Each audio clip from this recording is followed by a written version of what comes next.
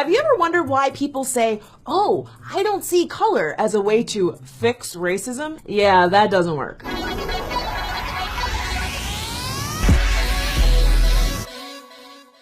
On this show, we talk about race all the time, but I've got a bomb to drop. Biologically speaking, race doesn't exist. Oh my goodness, we've all been lied to!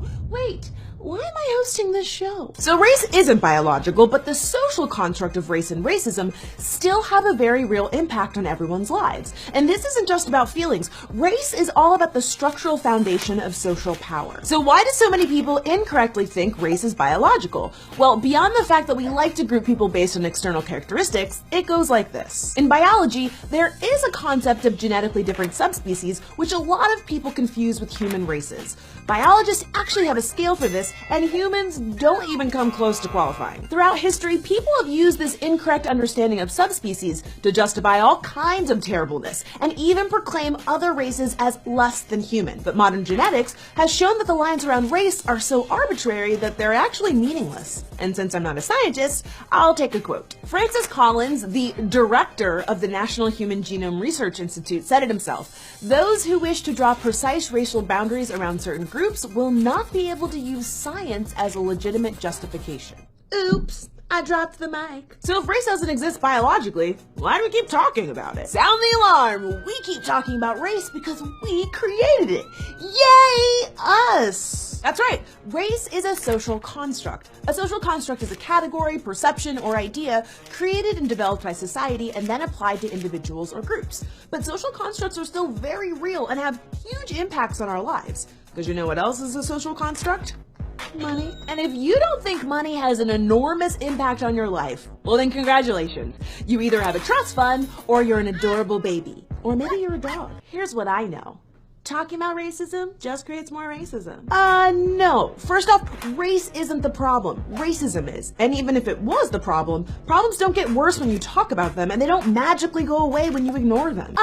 Not true. I had 5 cavities, I ignored them, and all 5 of those teeth fell out. Poof. Problem solved. Colorblindness, while nice in theory, has no effect on structural and institutional racism. Racism is a system, and that system benefits certain people at the expense of others. Ignoring it just lets those problems persist. Don't believe me? Let's take a look at some examples where colorblindness doesn't work. Number 1, preschool punishment. Let's face a fact. Preschool-aged children of every race are monsters. But according to the U.S. Department of Education Office for Civil Rights report released in 2014, black children make up 18% of preschoolers, but almost half of all suspensions.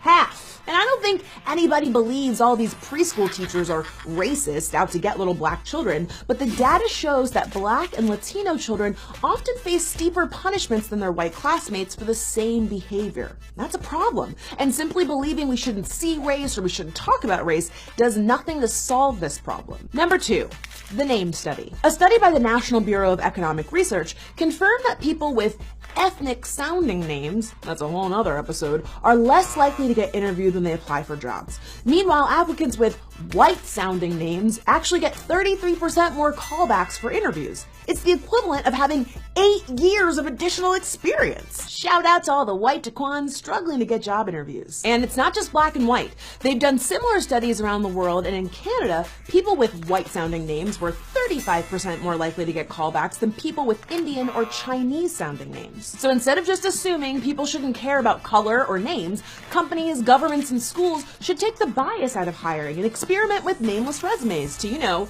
solve the problem. Number 3, renting an apartment. When the Department of Housing and Urban Development and the Urban Institute did a study about real estate, they found that black, Latino, and Asian renters were shown up to 12% fewer units than white renters. And when the Fair Housing Justice Center used actors to apply for apartments, they found that black and Latino renters were often told there were no apartments available, while white applicants were shown apartments in the same building. So this building has a pool, a laundry room, and a racist landlady. Colorblindness won't fix housing discrimination. We're going to need smart laws and a concerted effort for that. So tell me again how colorblindness is going to fix the fact that I can't get an education, a job, or a house. In many cases, colorblindness is actively harmful because it creates a false sense of security for the groups it directly benefits. The people who've benefited from systemic racism can assume that they got the job or a house or weren't suspended from preschool simply because they were more qualified or just better. Ignoring race, or only acknowledging that it doesn't exist biologically, is not a solution to these systemic issues. It takes work, effort, laws, and new systems to undo racism. These differences may seem minute, but they're part of a very large structure of oppression that's been ingrained in us. If we can understand that we made it up, we can actively work to change it.